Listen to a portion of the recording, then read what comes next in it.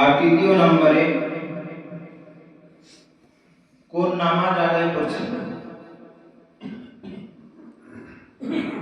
যদি নামাজটা নফল হয় নফলের নিয়ত করা, যদি ফরজ হয় ফরজের নিয়ত করা, যদি ওয়াজিব হয় ওয়াজিবের নিয়ত করা। এই কয়েকটি জিনিস উল্লেখ থাকলে নামাজের নিয়ত হয়ে যায়।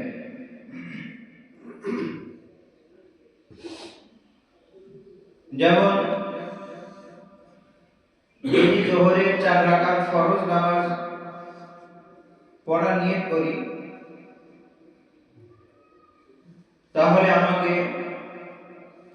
জোহরের ওয়াক্তের উল্লেখ করতে হবে, 4 রাকাতের উল্লেখ করতে হবে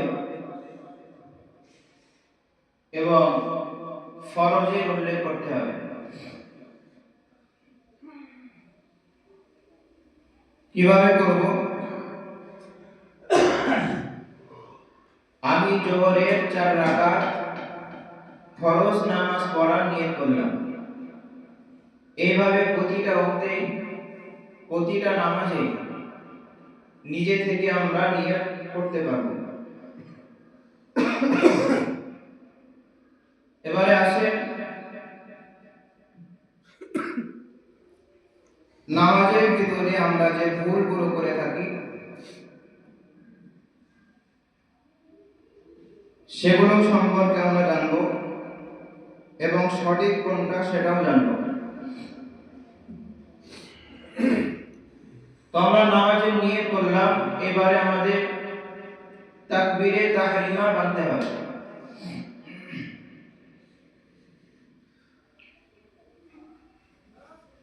তাকবীরে তাহরিমা কি এটা আগে আমরা জেনেছি, তথা আল্লাহু আকবার বলে কান স্পর্শ করে নাভির নিচে হাত বাঁধা, এটাকে তাকবীরে তাহরিমা বলা হয়।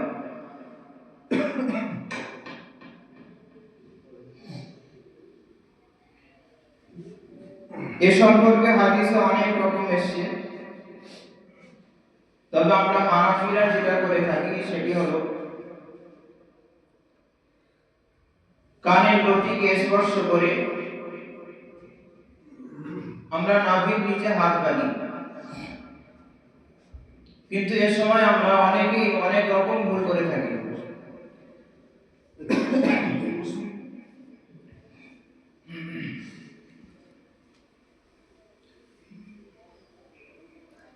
আমরা অনেক সময় তাকবীরে তাহরিমা বাঁধতে গেলে কানের লতি স্পর্শ করতে গেলেই আমরা সামনের দিকে ঝুঁকে যাই। এই সামনের দিকে ঝোঁকাটা ভুল।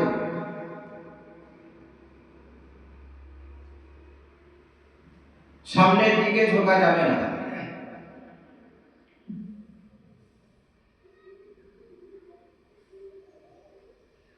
এরপরে আমরা যে ভুল করে থাকি,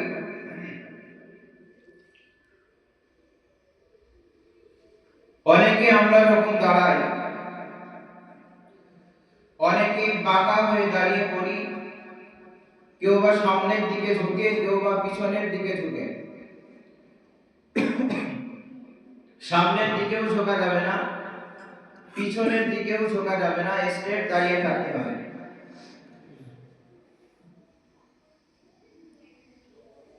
এবারে আমরা হাত কিভাবে রাখবো,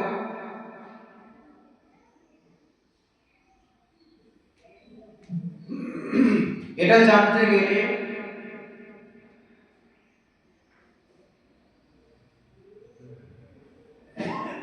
বসিরহাট হুজুরের কিতাবে লেখা আছে যে হাতটা কিভাবে আমরা তুলব।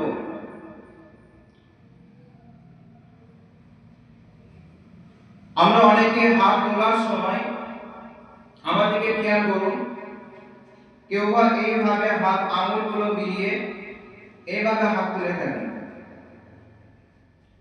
এটাও ভুল। কেউ বা আঙুলগুলো এইভাবে ফাঁকা করে এইভাবে তুলে থাকি, এটাও ভুল। কেউ বা আঙুল তোলার সময়, হাত তোলার সময় হাতগুলো এইভাবে বেঁকিয়ে দিই, এটাও ভুল। আবার হাত তোলার সময় আঙুলগুলো পিছনে এইভাবে চলে যায়, এটাও ভুল। তাহলে সঠিক কোনটা? তাহলে হাত তোলার সময় আঙুলগুলো মেলানো যাবে না, আঙুলগুলো ফাঁকা করাও যাবে না, পিছনের দিকেও নেওয়া যাবে না, আঙুলগুলো গুটিয়ে সামনের দিকেও রাখা যাবে না। তাহলে কিভাবে রাখতে হবে? আল্লামা হুজুর লিখেছেন, আমাদের হাত স্বাভাবিকভাবে যেমন থাকে, স্বাভাবিক ছেড়ে দিলে যেমন ভাবে থাকে, ঠিক ওইভাবেই আমাদের এইভাবে তুলতে হবে। একেবারে ফাঁকাও করা যাবে না, মেলানো যাবে না, স্বাভাবিক যেভাবে থাকে সেভাবেই রাখতে হবে। সুতরাং তাকবীরে তাহরিমা বলার সময় আমাদের হাতের অবস্থান থাকবে, আঙুলের অবস্থান থাকবে সাধারণ ছেড়ে দিলে যেভাবে থাকে ঠিক সেভাবেই আমাদের হাতটাকে ওঠাতে হবে। হাতের তালু, দুই হাতের তালু থাকবে পশ্চিম দিকে। এইভাবে হাতটাকে রেখে দুই হাতের বৃদ্ধা আঙুল, এই আঙুলের আগাকে কানের লতিকে স্পর্শ করতে হবে হালকা ভাবে। কেউ বা অনেকে উপরে তুলে ফেলেন, কেউ বা স্পর্শই করেন না। সুতরাং হাতের এই আঙুল দুটো এই কানের লতিকে হালকা স্পর্শ করতে হবে। অনেকে হাত ডানটা উপরে তুলে ফেলেন, বাম হাত নিচেই থেকে যায়। অনেকে বাম হাত উপরে যায়, ডান হাত নিচেই থেকে যায়, এটাও করা যাবে না। দুটো হাতের আঙুল সোজাসুজি দুটো বরাবর থাকবে, দুটো কানের নদীকে এইভাবে স্পর্শ করতে হবে। এইভাবে বলে স্পর্শ করা হবে, আল্লাহু আকবার বলে এভাবে হাত বাঁধতে হবে। এটা বোঝা গেছে তো? এভাবে হাতটাকে বাঁধবো কিভাবে? অনেকে এভাবে রেখে দেন, কেউ এভাবে রেখে দেন, কেউ নাভির উপরে হাত বাঁধি, কেউ নাভির নিচে হাত বাঁধি।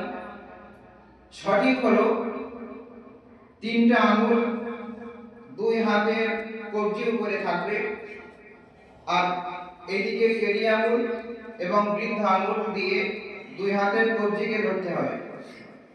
আবার বলছি, তিনটে আঙুল এভাবে মিশিয়ে দিতে হবে এবং অবশিষ্ট যে দুই আঙুল থাকবে এই দুই আঙুল দিয়ে হাতের কবজিকে ধরতে হবে। এইভাবে ধরে নাভির নিচে আমাদের হাত বাঁধতে হবে।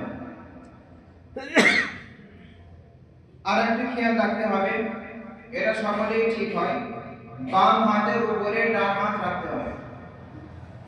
বাম হাতের উপরে ডান হাত রেখে দুই আঙ্গুল দিয়ে কবজিকে ধরতে হবে, তিনটে আঙ্গুল এভাবে পিছিয়ে দিতে হবে। তাহলে প্রথম থেকে আবার দেখাচ্ছি। দুই হাতের বৃদ্ধা আঙ্গুলি দুই কানের লতিকে স্পর্শ